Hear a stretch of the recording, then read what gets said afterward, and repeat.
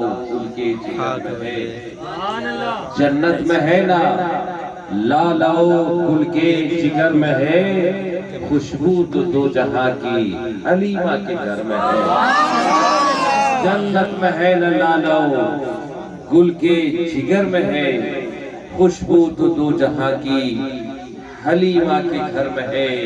اور روشن وہ ایک چراغ، روشن وہ ایک چراغ جو عرش بری پہ تھا، روشن وہ ایک چراغ جو عرش بری پہ تھا، پرتو اسی چراغ کا شمس و قمر میں ہے، پرتو اسی چراغ کا شمس و قمر میں ہے۔ اور کیسے کسی مقام پہ ٹھہرے میری نظر، کیسے کسی مقام پہ ٹھہرے میری نظر، روز ازل سے گنبد خضرا نظر میں ہے، روز ازل سے گنبد خضرا نظر میں ہے۔ کیسے کسی مقام پہ ٹھہرے میری نظر، روز ازل سے گنبد خضرا نظر میں ہے۔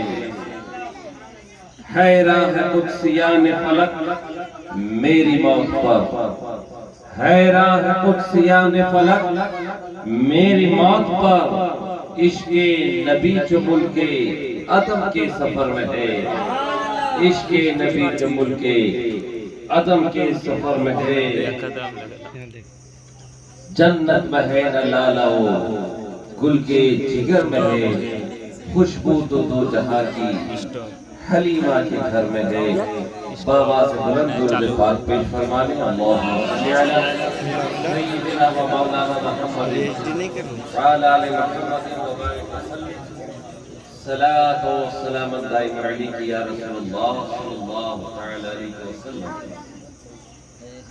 گرامی حضرات، آپ نے میلاد مصطفیٰ کے تعلق سے اس بزم محبت کو سجایا ہے۔ یہ ماہ ربیع النور ہے جس میں سرکار کی جلوہ گری ہوئی، اسی مناسبت سے آج اہل عشق نے بزم رسول کو آراستہ کیا۔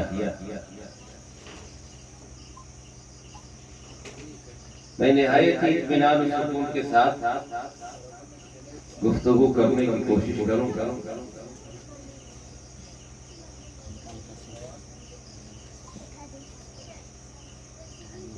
جیسے ہی ربیع الاول کا چاند طلوع ہوتا ہے، عشاق نبی کی زندگی میں ایک انقلاب برپا ہوتا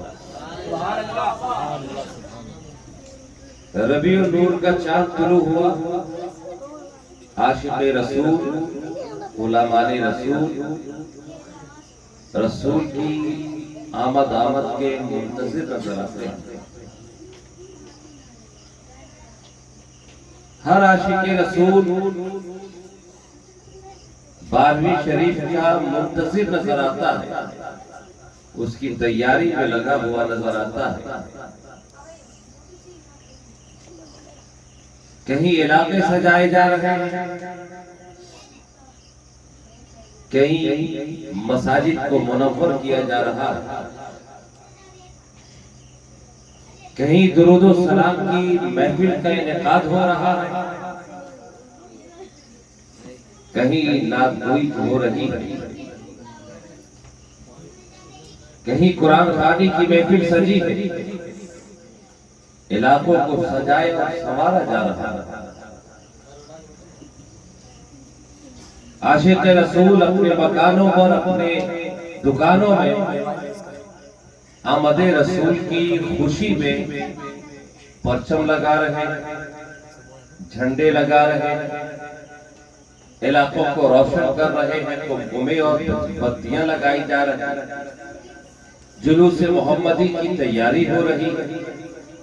گویا ہر عاشق رسول اپنے نبی کی آمد کے استقبال میں بے چین نظر آ رہا ہے۔ ایک طرف یہ عاشق رسول کا کارنامہ ہے، یہ عاشق رسول کی زندگی ہے، تو آج کے اس مفصل ماحول میں ایک دوسرا رخ بھی ہے، آئینے کا دوسرا رخ بھی ہے کہ کچھ لوگوں کے اندر بے قراریاں نظر آ رہا ہے، اضطراب نظر آ رہا ہے۔ اس شاک رسول اپنے نبی کے آمد کے استقبال میں بے چین ہے، تو کچھ لوگ واٹس ایپ اور فیس بک پہ دارالفتہ کے بے شمار دریچے اور دروازے کھلے نظر آتے ہیں۔ آپ جلوس محمدی کی تیاری میں ہیں، دوسرے لوگ جلوس محمدی کی دلیل تلاش کرتے ہیں۔ آپ میلاد رسول کی تیاری میں، دوسرے افراد میلاد رسول پہ دلیل تلاش کر رہے ہیں۔ کوئی محفل کو آراستہ کر رہا ہے تو کوئی بخاری اور مسلم کی آراء گردانی کر رہا ہے کہ میلاد رسول کی اصل کہاں ہے، میلاد رسول کی دلیل کیا ہے، اس طرح علاقوں کو سجانے کی دلیل کیا ہے۔ آپ نے یہ کمکمے لگائے، یہ پنڈال اور یہ اسٹیج بنایا، علماء کرام کو یاد فرمایا، شعراء رسول کو بارگاہ خیر الانام میں خراج عقیدت پیش کرنے کے لیے آپ نے دعوت دی۔ ادھر آپ کی دعوت، آپ کی یہ تیاریاں ہیں، دوسرے لوگ آپ کی اس تیاری کی دلیل تلاش کرتے ہیں۔ اے میلاد مصطفیٰ کا انعقاد کرنے والوں، تمہارا یہ عمل کیسا ہے؟ یہ عمل بیجا ہے، ناجائز ہے، بدعت ہے۔ صحابہ کے زمانے میں اس طرح کی محفلیں نہیں سجائی جاتی تھی۔ صحابہ کے زمانے میں میلاد رسول کے موقع پر علاقوں کو منور نہیں کیا جاتا تھا، علاقوں کو معطر نہیں کیا جاتا تھا۔ یہ پنڈال، یہ اسٹیج، یہ لائٹ، یہ کمکمے، یہ بتیاں، یہ صحابہ کے زمانے میں نہیں تھی۔ تمہارا یہ کام ناجائز ہے، تمہارا کام یہ بدعت ہے، یہ ناجائز و حرام ہے، تم حرام کے کام کے مرتکب ہو رہے ہو۔ یہ بے شمار پیسے خرچ کرنے کی ضرورت ہی کیا ہے؟ اس سے بہتر تو یہ تھا کہ کسی غریب بچی کی شادی کر دی جاتی۔ ایسے سوالات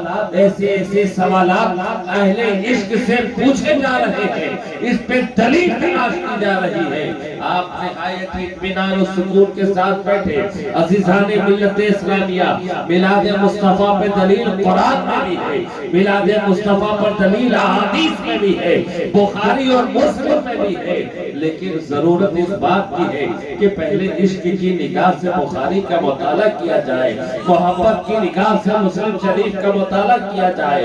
اس کی اصل تو موجود ہے، اب یہ الگ سی بات ہے، زمانہ بدلتا ہے تو عمل کرنے کا طریقہ بھی بدلتا ہے۔ زمانے میں جب تبدیلیاں پیدا ہوتی ہیں تو عمل کے اندر بھی انقلاب پیدا ہوتا ہے، عمل کے اندر بھی انقلاب تبدیلیاں پیدا ہوتی ہیں۔ عزیزان ملت اسلامیہ، لوگ میلاد مصطفیٰ پہ دلیل تلاش کرتے ہیں کہ میلاد مصطفیٰ کہاں ہے۔ میں نے کہا جناب والا، یہ قانون فطرت ہے کہ اللہ نے دنیا میں جو شے پیدا فرمائی ہے، ہر شے جائز پیدا فرمائی۔ یہ قانون فطرت ہے، یہ قدرت کا نظام ہے۔